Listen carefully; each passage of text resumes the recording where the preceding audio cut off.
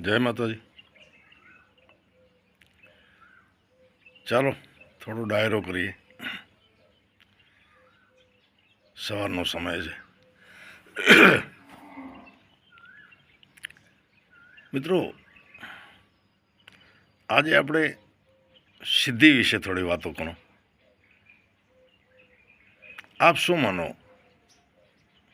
આ સાધુ સંત સંન્યાસી અને ઘણા એવા સંસારી હશે જેમની પાસે જે સિદ્ધિ કમાણા હોય. જેવી રીતે આપણે બધાએ મહેનત કરીને ધન કમાવું પરિવાર સારું, એવી જ રીતે આ સાધુ સંન્યાસી અને અમુક સંસારી એ પ્રભુ ભજનની સિદ્ધિ પ્રાપ્ત કરતા હોય. એટલે વિચાર કરો કે આવો હોય તો મિત્રો હું માનો કે હોય. હમણાં મહિનેથી પહેલો મારે ગામ ઉગમણો એક ગામ છે દરબાર જાડેજોરો ગુનેરીમાં એક 20 વર્ષ પહેલાં એક સંન્યાસી સાધુએ એક ગુફા ડુંગરમાં બનાવી, નામ રાખ્યું શિવ ગુફા. પહેલેથી નદી રે કિનારે આમ બાજુમાં ડુંગર પડે, શિવ મંદિર હશે અને આ મહાત્માજી આવ્યા અને એ ડુંગરમાં એક ગુફા બનાવી. મિત્રો, એ ગુફા મેં જ્યારે જોઈ, હું ને મારા મિત્ર એક કાનજીભાઈ નાઈ, એમ 2 જણા ગયા. પણ એ ગુફા જોઈ હું તો હેરતમાં પડી ગયો ભાઈ, કે માણસની કોઈ તાકાત નથી કે આ કાળે માથેરો માનવી આવી એક રચના કરે કે ડુંગર ખોદીને એને કોતરીને, એ અસંભવ છે. હું ગુફામાં ફર્યો, એ ડુંગર કોતરીની અંદર 2-3 રૂમ બનાવ્યા છે. એક ચોથો રૂમ છે, એમાં શિવ ધૂણો છે, જાગૃત છે. એ મહાત્મારી બેઠક, જોકે એ મહાત્મા અત્યારે તો દેવ થઈ ગયા, પ્રભુના ધામમાં ગયા, સમાધિસ્થ થયા. અત્યારે અમારા શિષ્ય એ જગ્યાએ બિરાજે છે. એ પણ બહુ તેજ મૂર્તિ છે. એટલે મેં ચારેય બાજુથી અંદર ફરી, અને અંદર તમે રૂમોમાં જાઓ તો અંદર ઉપરથી એક પ્રકાશનો શેરડો આવે. એમાં ઉપર નજર કરી તો એ ડુંગર ખોદીને સીડીઓ બનાવેલી, એ સીડીઓ તમે ચડો એટલે સીધા ડુંગર ઉપર જતા રહો. જેમ કેમ કોઈ હોલ કર્યો હોય 100-200 મીટરનો,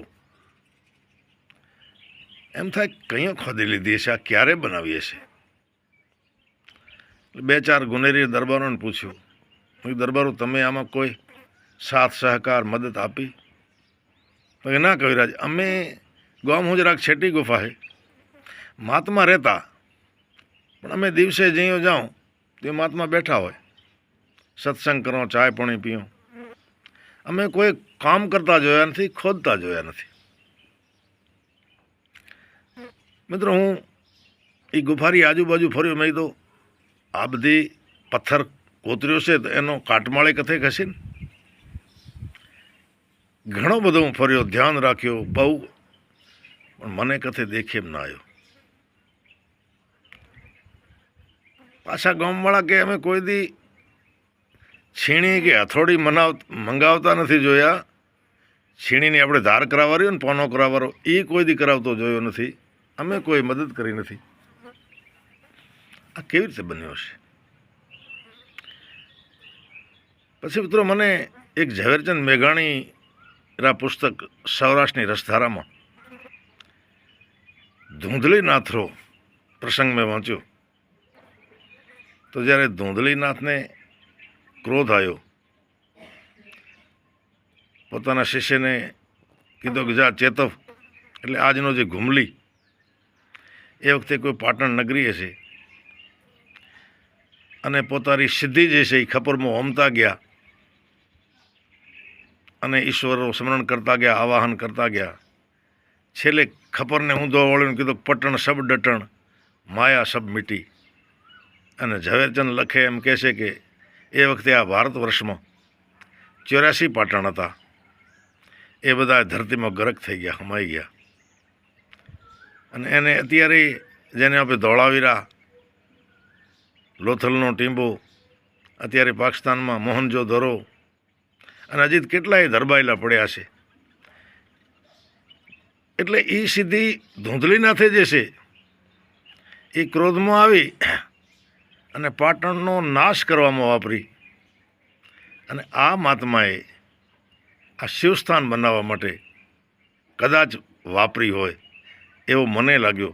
કારણ કે મનુષ્ય હું શક્ય જ નથી આવી રીતનો ડુંગર એને કોતરવો, ખોદવો, અને એ ક્યાંથી આ છીણે લાયા હશે, હથોડે લાયા હશે. એટલે મને એમ લાગે છે કે એ મહાત્મા પાસે કોઈ મહાન સિદ્ધિ હતી, જે સિદ્ધિનો પ્રયોગ કરી અને આ શિવ ગુફા બનાવી હશે. આપ ક્યારે પણ આવો આ બાજુ. જો કે મેં એક વિડીયો બનાવેલો છે મહિનાથી પહેલાં.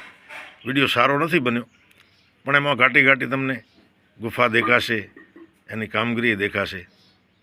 તો ક્યારેક કચ્છ બાજુ આવો અને ગોનેરી બાજુ જાઓ તો એ ગુફા જરૂર જોવા જાજો. અને સિદ્ધિ શું કામ કરે છે એ આપને ત્યાં દેખાશે. તો ફરીને મળશું કોઈ બીજી વાતમાં. ત્યાં સુધી જય માતાજી.